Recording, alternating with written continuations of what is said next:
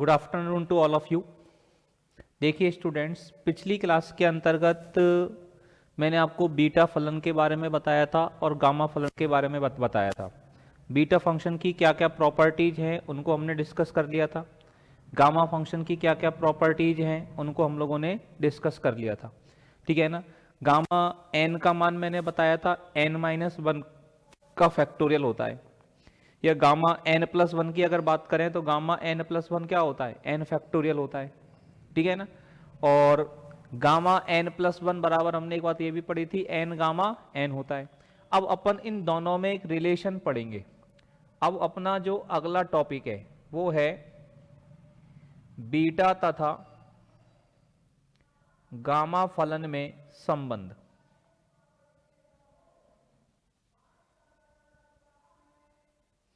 अपना अगला टॉपिक क्या है? बीटा तथा गामा फलन में संबंध। बीटा फलन में और गामा फलन में क्या संबंध है, बीटा तथा गामा फंक्शन में क्या रिलेशन है, इस चीज को अपन को पढ़ना है। देखिए, तो बीटा m कॉमा n बराबर क्या होता है, अपन को बीटा और गामा फंक्शन में जो रिलेशन होता है ना, बीटा m कॉमा n बराबर ये होता है गामा m गामा n बटे गामा m+n। ये एक बहुत ही इंपॉर्टेंट रिलेशन है, ये बहुत काम आएगा आगे अपने को क्वेश्चंस को सॉल्व करने में, कि बीटा m कॉमा n बराबर क्या होता है, गामा m गामा n बटे गामा m+n। इसमें जो m का मान है वो ग्रेटर देन 0 होना चाहिए और जो n का मान है वो भी ग्रेटर देन 0 होना चाहिए। m ग्रेटर देन 0 और n ग्रेटर देन 0 हमारे पास में होना चाहिए। अब m greater than 0 n greater than 0 हमारे पास होना चाहिए।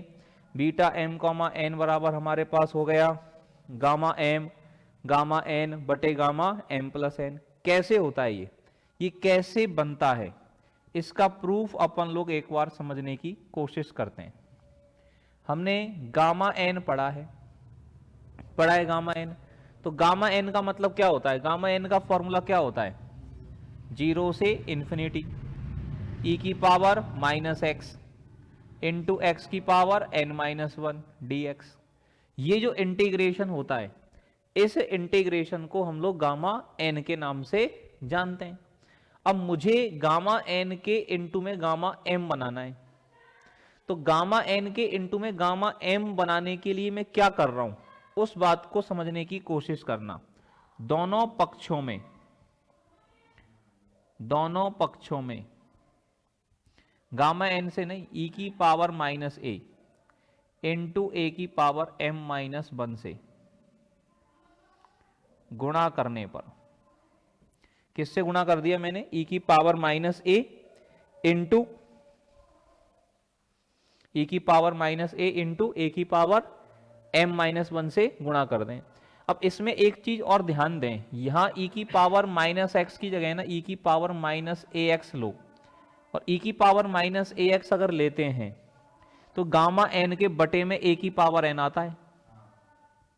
ये अपन ने पिछली क्लास में सीखा था कि इंटीग्रेशन, ये जो इंटीग्रेशन है x की जगह ax हो, 0 से इन्फिनिटी e की पावर -ax x की पावर n-1 dx, ये जो इंटीग्रेशन है ये इंटीग्रेशन बराबर होता है गामा n बटे a की पावर n के। ठीक है ना। तो इसमें अब मैंने क्या किया, e की पावर -a इंटू a की पावर m-1 से दोनों तरफ गुणा कर दिया, तो गामा n इंटू e की पावर -a इंटू a की पावर m-1 बटे का जो a की पावर n है उसको मैं इधर ही ले गया, इसको इधर ही ले गया, तो बराबर में इंटीग्रेशन 0 से इन्फिनिटी, कांस्टेंट मान है अंदर लिखो चाहे बाहर लिखो, a की पावर n, एक तो ये आ गया, इंटू में e की पावर -a इंटू a की पावर m-1, ये गुणा कर दिया, और ये वाला मान एज इट इज है, e की पावर -ax इंटू एक्स की पावर n-1 dx। यहां तक कोई दिक्कत किसी को नहीं होनी चाहिए।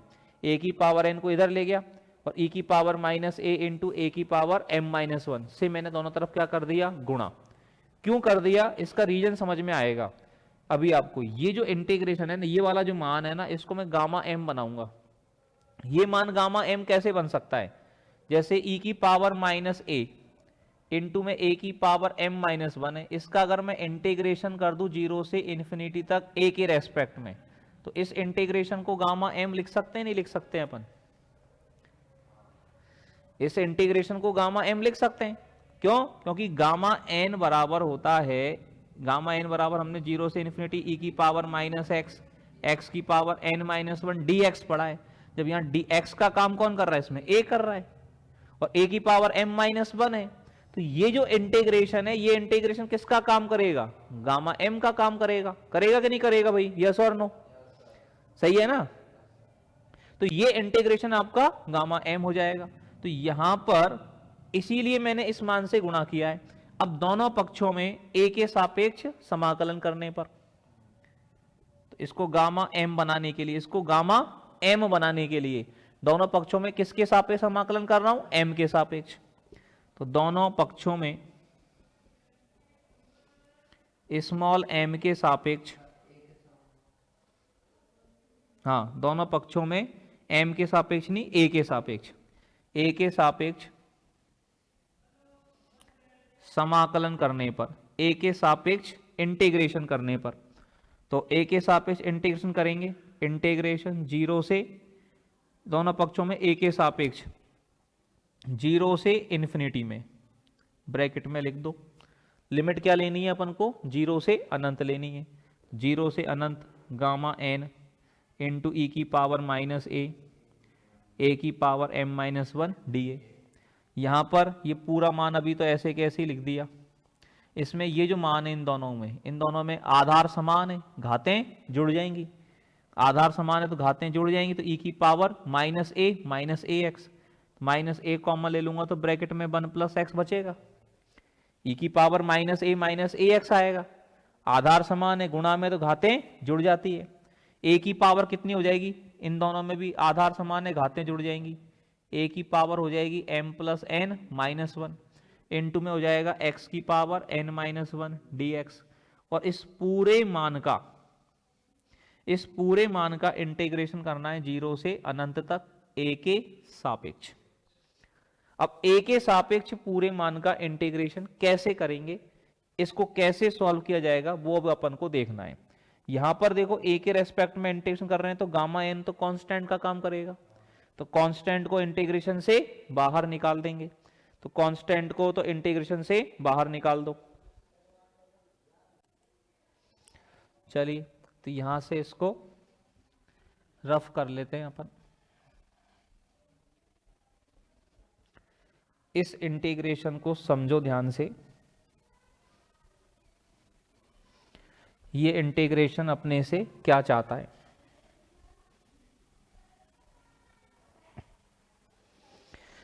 इसमें गामा n आ गया हमारा बाहर, इंटीग्रेशन हो गया 0 से इन्फिनिटी e की पावर माइनस ए इंटू ए की पावर m माइनस 1 डी। ठीक है, अब इसमें पहले हम a के सापेक्ष क्या करेंगे? समाकलन। तो a के सापेक्ष समाकलन करेंगे तो x वाला जो मान है ना वो कांस्टेंट हो जाएगा। तो पहले इसमें इंटीग्रेशन 0 से इन्फिनिटी, पहले a के रेस्पेक्ट में इंटीग्रेशन करेंगे। ठीक है ना, दो इंटीग्रेशन है। तो पहले अपन क्या करते हैं, जो बिना a वाली टर्म है, जो a पर डिपेंड नहीं करती है, वो कौन सी टर्म है? x की पावर n माइनस 1। इसको मैंने बाहर निकाल दिया और इंटीग्रेशन कर दें 0 से इन्फिनिटी तक, क्या बचेगा? e की power minus a into 1 plus x, e की power minus a into 1 plus x, और इंटू में क्या बचेगा? a की power m plus n minus 1 d. इसको तो अपन a के रेस्पेक्ट में कर लेंगे, फिर जो इंटीग्रेशन आएगा वो इससे गुणा होकर के पूरे का इंटीग्रेशन किसके रेस्पेक्ट में हो जाएगा? x के रेस्पेक्ट में हो जाएगा। मतलब पहले हमने a के रेस्पेक्ट में इंटीग्रेशन किया, तो a के रेस्पेक्ट में करना है तो x वाली टर्म बाहर कर दी, फिर जो बचेगा उसका पूरे का किसके रेस्पेक्ट में समाकलन होगा? x के रेस्पेक्ट में होगा। इस बात का विशेष रूप से ध्यान रखना है इस स्टेप को। ठीक है ना। अब इसमें ये जो इंटीग्रेशन है, इस इंटीग्रेशन को सॉल्व करने के लिए यहां पर जो a इंटू 1 प्लस एक्स है, e की पावर, इसको अपन गामा फंक्शन बनाना चाह रहे हैं, तो ए इंटू वन प्लस एक्स को क्या मान लिया मैंने, वाई मान लिया। टी मान लो, वाई मान लो, जेड मान लो, जो आपका मन करे वो मान लो। अब इसका अपन अवकलन करेंगे तो ए इंटू वन प्लस एक्स का अवकलन ए आएगा, D A, sorry A D A नहीं आएगा, एक्स डी ए आएगा, या वन प्लस एक्स आ जाएगा डी ए। अपन को डी ए चाहिए, यहां पर डी ए चाहिए तो अपन अवकलन करेंगे ए के रेस्पेक्ट में। इधर ए इंटू वन प्लस एक्स को अपन ने बाई माना है, तो ए के सापेक्ष करेंगे, तो ए के सापेक्ष करेंगे तो वन प्लस एक्स कॉन्स्टेंट है, बाहर आ जाएगा, और ए का अवकलन एक इंटू डी आएगा। अगर एक्स के रेस्पेक्ट में करते तो ए डी एक्स आता, और इधर बाई के सापेक्ष होगा, तो बाई के सापेक्ष अवकलन होगा एक इंटू में आएगा d y, one plus x into d a बराबर डी वाई। अब निश्चित समाकलन में जब कुछ सब्स्टिट्यूशन करते हो तो लिमिट भी बदलनी पड़ती है। तो x का मान क्या लगाओगे, 0, x का मान क्या लगाएंगे अपन, 0, तो y का मान कितना आएगा, a आ जाएगा, आ जाएगा नहीं आ जाएगा, यस और नो, ठीक है ना। अब अपन को लिमिट बदलनी है, तो अभी ये जो लिमिट है यहां a के रेस्पेक्ट में अपन इंटीग्रेशन कर रहे हैं, तो ये किसकी लिमिट है, a की, मतलब a बराबर 0 से a बराबर इन्फिनिटी। तो a का मान अगर 0 लिखेंगे, a बराबर 0 पर a की लिमिट है, क्योंकि डी ए है, a के सापेक्ष इंटीग्रेशन हो रहा है, तो a का मान 0 लगाओगे तो y का मान कितना आएगा, 0, और a का मान अगर इन्फिनिटी लगाएंगे तो y का मान भी इन्फिनिटी आ जाएगा। तो इंटीग्रेशन में क्या बनेगा साहब, इंटीग्रेशन में ये जब मानों को लगाओगे, इन वैल्यूज को जब इंटीग्रेशन के अंदर पुट करोगे आप, तो आपके पास कहानी आएगी। इधर तो ये हो गया आपके पास गामा एन, इस इंटीग्रेशन को क्या लिखा जा सकता है, गामा एम, ए के सापेक्ष हो रहा है, ई की पावर माइनस है, ए की power m minus 1, gamma m का मान है ये। अब इंटीग्रेशन 0 से इंफिनिटी एक्स की पावर एन माइनस 1, ये जो इंटीग्रेशन है इसके अंदर अपन वैल्यू पुट कर रहे हैं, लिमिट में कोई फर्क नहीं पड़ी, अभी 0 से इंफिनिटी है। ई की पावर माइनस ए इंटू वन प्लस एक्स जो है ये क्या हो जाएगा, वाई, ए की पावर में कोई दिक्कत है ही नहीं, एम प्लस एन माइनस 1, ठीक है ना। ए का मान तो लगाना पड़ेगा अपन को, ए का मान लगाना पड़ेगा, ए तो हटाना है, तो ए का मान कितना लगेगा, by upon one plus x, तो ये आ जाएगा वाई की power m plus n minus 1 बटे वन प्लस एक्स की power m plus n minus 1, ठीक है। और n2 में डी ए का मान कितना आएगा, डी वाई बटे वन प्लस एक्स, और पूरे का x के रेस्पेक्ट में क्या होगा, इंटीग्रेशन, पूरे का समाकलन करेंगे x के रेस्पेक्ट में। अब इसके अंदर ध्यान दें, ये जो मान है y के रेस्पेक्ट में समाकलन होना है, तो ये वाला मान बाहर आ जाएगा पूरा का पूरा, दोनों के आधार समान है, वन प्लस एक्स, घातें जुड़ जाएंगी, तो वन प्लस एक्स की power m plus n minus 1 और वन प्लस एक्स की पावर 1, तो वन प्लस एक्स की पावर एम प्लस एन, ये आ जाएगा बाहर। तो ये हमारे पास gamma n into gamma m को gamma m into gamma n लिख दो, कोई दिक्कत नहीं है, बराबर हो गया इंटीग्रेशन 0 से इन्फिनिटी एक्स की पावर एन माइनस 1, और अंदर से बाहर आ जाएगा वन प्लस एक्स की पावर एम प्लस एन, तो इंटीग्रेशन बनेगा 0 से इन्फिनिटी ई की पावर माइनस वाई और बाई की power m plus n minus 1 d y, और ये हो जाएगा dx, पूरे का इंटीग्रेशन। अब इस वाले इंटीग्रेशन को ध्यान से देखें, अपन गामा एन बोलते हैं किसको, 0 से इन्फिनिटी ई की पावर माइनस वाई बाई की power n minus 1 d y. अब बाई की जगह कुछ भी हो सकता है, x हो सकता है, a हो सकता है, कुछ भी हो सकता है। यहां n माइनस 1 है तो गामा n बोलते हैं, लेकिन इसमें बाई की पावर कितनी है, m प्लस एन माइनस 1 है, तो बाई की power m plus n minus 1 है, तो इस इंटीग्रेशन को क्या बोला जाएगा बताओ। अपने पास इंटीग्रेशन अब ये बन गया 0 से इन्फिनिटी ई की power minus y into y की power m plus n minus 1 d y. इस इंटीग्रेशन को क्या बोलेंगे अपन, इसको बोलेंगे ना gamma m plus n, gamma m बोलते हैं तो यह m माइनस 1 होता है, गामा 7 बोलते हैं, तो यहाँ 7 माइनस 1 6 होता है। तो गामा m प्लस एन, यहाँ m प्लस एन माइनस 1 है, तो ये गामा m प्लस एन का मान होगा। किसका मान होगा? ये gamma m plus n minus 1 का मान होगा। तो इस इंटीग्रेशन को बोलेंगे gamma m plus n minus 1। ऊपर से इसको रफ कर देते हैं। यहां तक कोई समस्या हो तो बताओ भाई, यहां तक कोई दिक्कत किसी को किसी तरह की? रफ कर दूं? हाँ जी भाई, चलिए इसको अपन यहां से मिटा देते हैं। इसको अपन ने उड़ा दिया साहब यहां से। इसमें मान लगाओ साहब।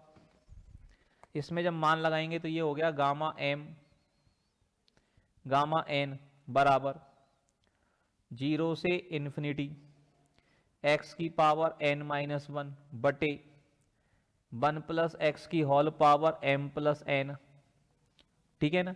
और इस इंटीग्रेशन को क्या बोल दिया मैंने? Gamma m plus n d x. अब gamma m plus n constant का काम करेगा फिर, तो ये इंटीग्रेशन से आ जाएगा बाहर और फिर बटे में आ जाएगा। तो ये हो जाएगा गामा m गामा n बटे गामा m प्लस एन बराबर 0 से इन्फिनिटी x की पावर n माइनस 1 बटे 1 प्लस एक्स की power m plus n d x. अब मैंने आपको बीटा m कॉमा एन का मान बताया था। बीटा m कॉमा एन का सबसे पहले तो मैंने मान बताया था 0 से 1 x की power m minus 1 1 minus x की power n minus 1 d x. दूसरा बताया था मैंने इसको 0 से इन्फिनिटी x की पावर m माइनस 1 बटे 1 प्लस एक्स की power m plus n d x. अब यहां पर 1 प्लस एक्स की पावर, ऊपर x की पावर n माइनस 1 है, m माइनस 1 है तो m कॉमा n बोलते, और n माइनस 1 है तो n कॉमा m बोलेंगे। मतलब ये हो गया बीटा n कॉमा m। और अपन ने एक बात सिद्ध करी है कि बीटा n कॉमा m का मान और बीटा m कॉमा n का मान दोनों बराबर होते हैं। ये अपन ने पिछले लेक्चर में सिद्ध किया है। तो बराबर हो जाएगा बीटा m कॉमा n। और यही तो हम चाहते थे, यही तो हम लाना चाहते थे। तो ये हमारे पास यहां पर निकल करके आ गया। यहां पर आप लोगों के पास क्या निकल करके आ गया साहब? यहां आपके पास निकल करके आ गया बीटा m कॉमा n बराबर गामा m गामा n बटे गामा m प्लस एन। ये आपके पास निकल करके आ गया। इसमें कोई दिक्कत हो तो बताओ। यही रिलेशन अपन को प्रूव करना था। ये बीटा और गामा फंक्शन में क्या है? रिलेशन। तो बीटा और गामा फंक्शन में रिलेशन समझ में आ गया भाई? यहां तक कोई दिक्कत किसी को हो तो बता दो। तो ये बीटा फंक्शन का गामा फंक्शन से रिलेशन था।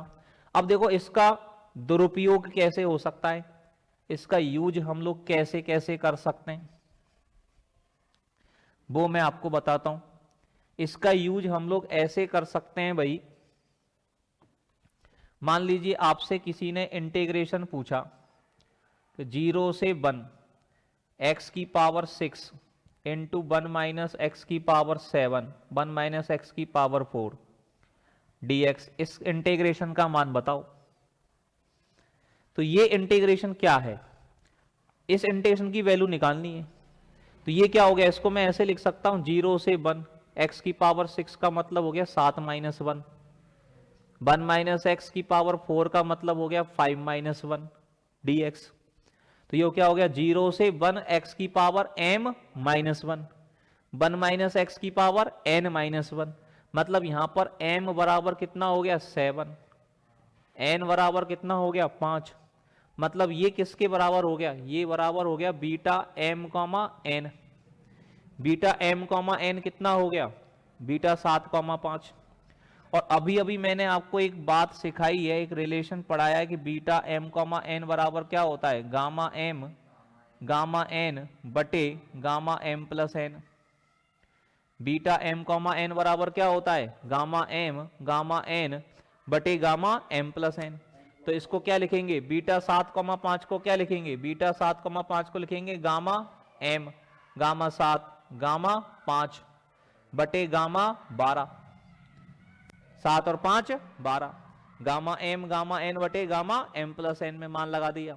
अब इसको और हल करना है, तो गामा 7 का मतलब क्या होगा, 6 फैक्टोरियल, आपको बताया था मैंने, यस और नो।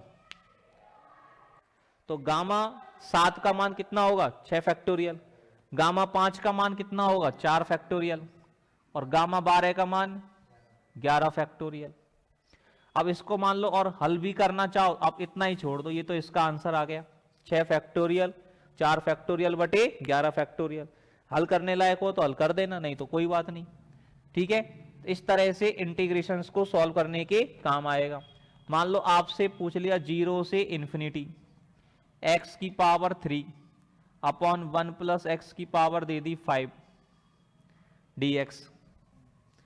तो ये किस फॉर्मेट में दिया गया इंटीग्रेशन, ये इंटीग्रेशन हमारा हो गया 0 से इन्फिनिटी x की पावर m माइनस 1 बटे 1 प्लस एक्स की पावर m प्लस n। तो मतलब ये 3 जो है किसका मान है, m माइनस 1 का। तो m माइनस 1 बराबर 3 है, तो m बराबर हो गया 4, और m बराबर 4 हो गया तो m प्लस n का मान कितना है 5, तो n बराबर हो गया 1। मतलब ये हो गया हमारे पास बीटा m कॉमा n बराबर बीटा 4 कॉमा 1 हो गया, m बराबर 4 और n बराबर 1।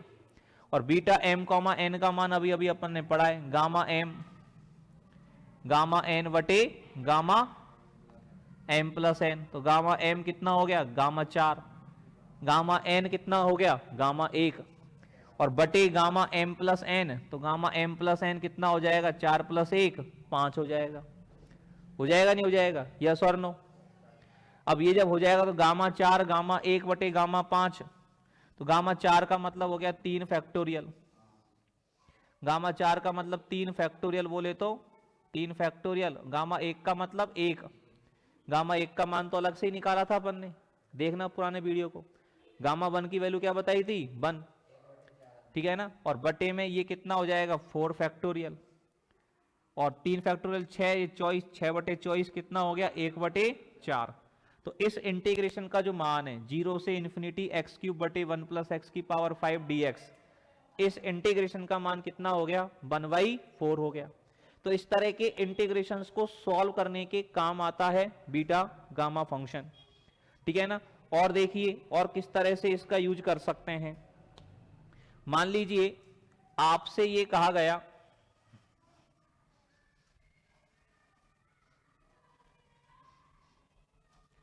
और बीटा गामा फंक्शन का और यूज देखते हैं। देखिए आपको इंटीग्रेशन दे दिया साहब, वो अभी देखेंगे इसको, अभी तो इतना ही देखो आप।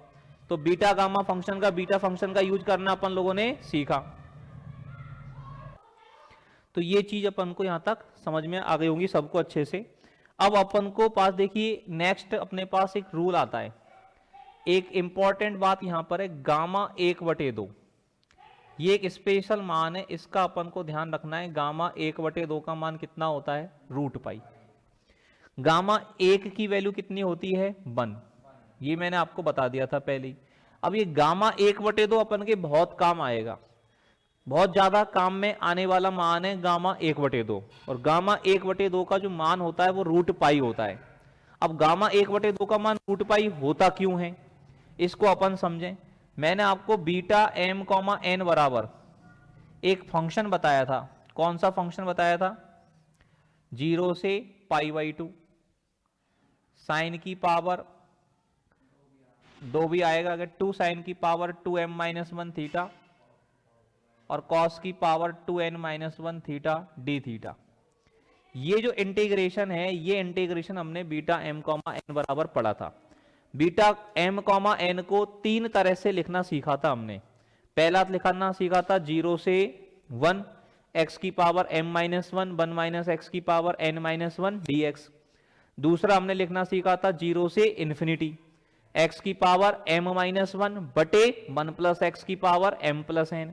और तीसरा मैंने आपको लिखना सिखाया था 0 से π/2 साइन इसकी पावर 2m-1 थीटा कॉस की power 2n-1 theta d theta. और gamma beta m comma n का मतलब क्या होता है, गामा m गामा n बटे गामा m प्लस n। इधर इस वाले मान को ऐसे कैसे लिख दें। अब इसमें एक काम करते हैं, m का मान n का मान दोनों का मान 1/2 लगा दूं। मान लो m का मान भी 1/2 है और n का मान भी 1/2 है। m और n दोनों की वैल्यू क्या लगा दें हम लोग, 1/2 लगा दें। m का मान और n का मान दोनों का मान क्या लगा दें, 1/2। तो ये कितना हो जाएगा, गामा 1/2। ये कितना हो जाएगा, गामा 1/2। यहाँ m का मान 1/2, यहाँ n का मान 1/2, और बटे में ये कितना हो जाएगा, 1/2 प्लस 1/2। तो 1/2 प्लस 1/2 कितना हो जाएगा, गामा 1 बराबर हो गया 2, 0 से π/2। यहां m का मान कितना लगाएंगे, 1/2। तो 1/2 लगाएंगे तो 2 से 2 कट गया, m का मान 1/2 लगा, 2 से 2 कट गया, 1 माइनस 1 0, साइन की पावर 0, और किसी की पावर 0 तो इसका मान 1 हो जाता है। तो ये 1 और ये भी हो जाएगा 1, और ये हो गया d थीटा। अब देखो गामा 1/2 इंटू गामा 1/2, ये हो गया गामा 1/2 का whole square. Gamma 1/2 into gamma 1/2 क्या हो गया, गामा 1/2 का होल स्क्वायर। बटे में गामा 1 है, गामा 1 का मान 1 होता है, बराबर में 2, और अंदर बचा 1 का समाकलन करना है थीटा के सापेक्ष। तो 1 का समाकलन थीटा के सापेक्ष, थीटा लिमिट लगा दी हमने 0 से π/2। ये हो गया गामा 1/2 का स्क्वायर बराबर 2। थीटा का मान, अब पहले लिमिट को सॉल्व करना जानते हैं। पहले थीटा की जगह पर अपर लिमिट माइनस थीटा की जगह पर लोअर लिमिट। तो थीटा का मान अपर लिमिट लगाएंगे कितना, π/2, माइनस थीटा का मान लगाएंगे लोअर लिमिट 0, 2 से 2 कट जाएगा, गामा 1/2 का होल स्क्वायर बराबर आ जाएगा पाई। तो गामा 1/2 बराबर कितना आ जाएगा, √π। और यही बात अपन को सिद्ध करनी थी साहब। तो आपसे ये प्रूव भी करवा सकता है कि प्रूव दैट गामा 1/2 बराबर √π। क्वेश्चन बन गया, प्रश्न बना लो। क्या प्रश्न बन गया साहब, प्रूव दैट, सिद्ध करो कि गामा 1/2 का मान √π।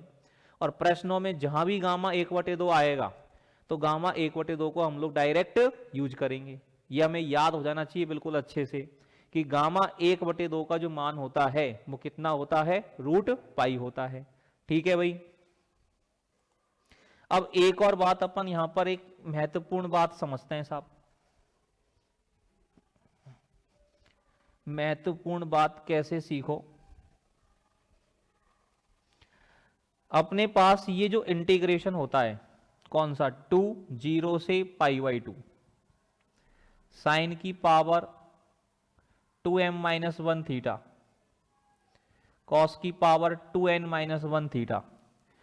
ये जो इंटीग्रेशन है 0 से π/2, साइन की पावर 2m-1 थीटा, कॉस की power 2n-1 theta d theta. इस इंटीग्रेशन से मैंने परिचय करवाया है आपका पहले।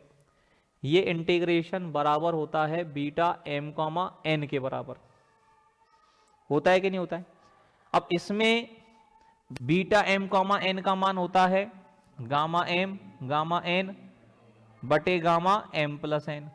अब इसको देखो, इस सूत्र को और अच्छा बनाना चाहते हैं, इस फॉर्मूले को अपन और बढ़िया बनाना चाहते हैं थोड़ा सा। तो और बढ़िया बनाने के लिए क्या करें, इसमें एक काम करें, जहां m दिख रहा है ना उस m की जगह पर m+1/2 लिख दो, और n की जगह पर लिख दो n+1/2। तो कितना आ जाएगा, 2m। देखो आपको चाहिए 2m, तो यहां m की जगह लिखेंगे m+1/2, तो 2 से 2 कट जाएगा, m+1 -1 बचेगा। तो यहां 0 से π/2 साइन की पावर m थीटा बच जाएगा। अगर इसमें m की जगह पर m+1/2 लिख देंगे तो साइन की पावर में कितना रह जाएगा, m रह जाएगा। ऐसे ही इसमें n की जगह पर n+1/2 लिख देंगे तो cos की पावर हो जाएगा n थीटा d थीटा। अब इस 2 को तो मैं इधर ले जाऊंगा बटे में, यहां भी अब इधर लिखा है तो इधर भी लिखना पड़ेगा।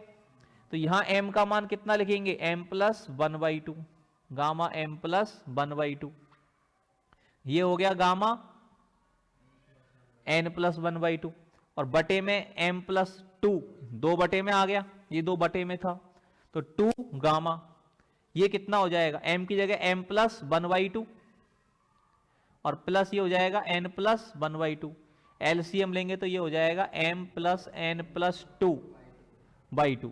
ये हमारे पास एक बहुत ही इंपॉर्टेंट सूत्र बन गया साहब, 0 से π/2 साइन की पावर m थीटा। ये आपके बहुत जगह काम आएगा, फर्स्ट ईयर में भी, सेकंड ईयर में भी, फाइनल में भी, बहुत जगह ये इंटीग्रेशन बीच बीच में अपने काम आएगा। बहुत सारी जटिल समस्याओं को हल करने के काम आता है, बहुत ही महत्वपूर्ण सूत्र है। 12th क्लास में इनको आईआईटी फाउंडेशन वाले बच्चे पढ़ते हैं, आईआईटी के अंदर ये ट्रिक्स के नाम से पढ़ाया जाता है इस सूत्र को। इससे काफी जटिल इंटीग्रेशंस को बहुत ही सेकंडों में हल किया जाता है। 0 से π/2 साइन की पावर m थीटा कॉस की power n theta d theta बराबर क्या है, gamma m plus 1/2 gamma n plus 1/2 2 gamma m plus n plus 2/2। अब जैसे इसमें आपसे एक मान पूछ लिया साहब 0 से π/2, आपसे पूछ लिया sign cube theta into cos theta d theta, ये इंटीग्रेशन निकालना है। क्या बोला हमसे, इस इंटीग्रेशन का मान बताओ, 0 से π/2 sine cube theta cos theta d theta. तो m बराबर कितना हो गया, 3 हो गया, और n बराबर कितना हो गया, 1। तो m का मान 3 हो गया, तो कितना लिखना है पहले, गामा m प्लस 1/2। m का मान 3 है तो 3 और 1 4/2, 4/2 2 गामा 2।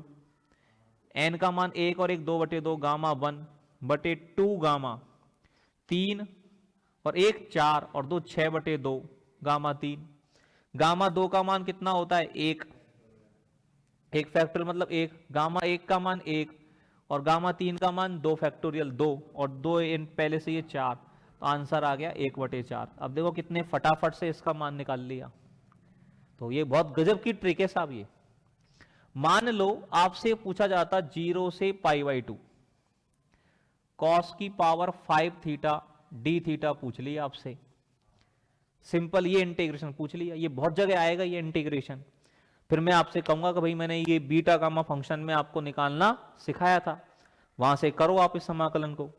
तो इसमें साहब यहां में तो साइन कॉस दोनों है, तुम्हारा तो कॉस ही है, तो या को मतलब होगा m बराबर 0 है, साइन नहीं है ना इसके अंदर, साइन नहीं है, इसका मतलब साइन की पावर 0 है, m बराबर 0 है और n बराबर 5 है।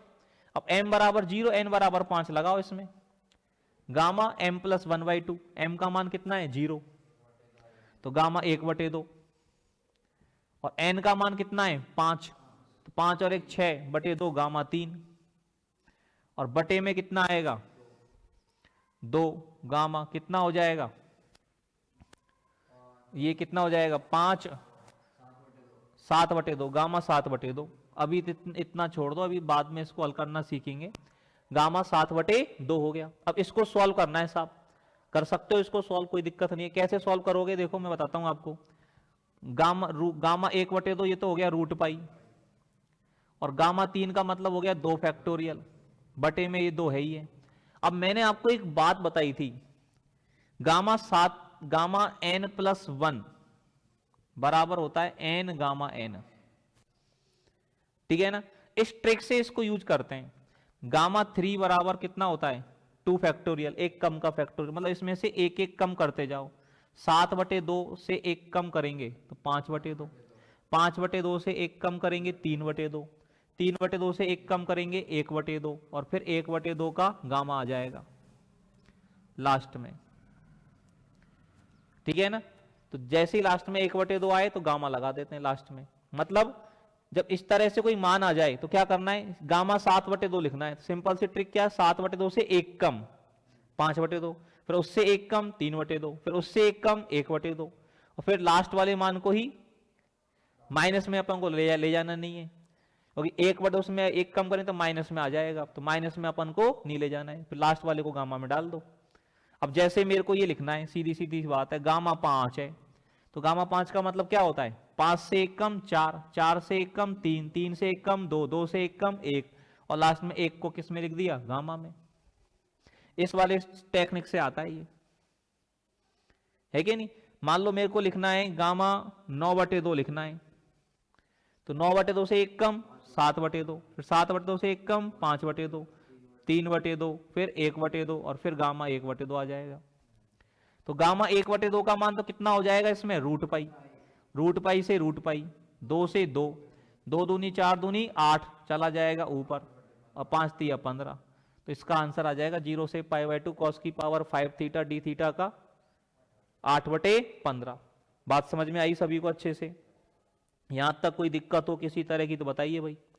ठीक है, तो आज इन चीजों को अच्छे से तैयार कीजिएगा, फिर आगे की बातें हम लोग नेक्स्ट क्लास के अंदर करते हैं। ठीक है बच्चों, थैंक यू वेरी मच।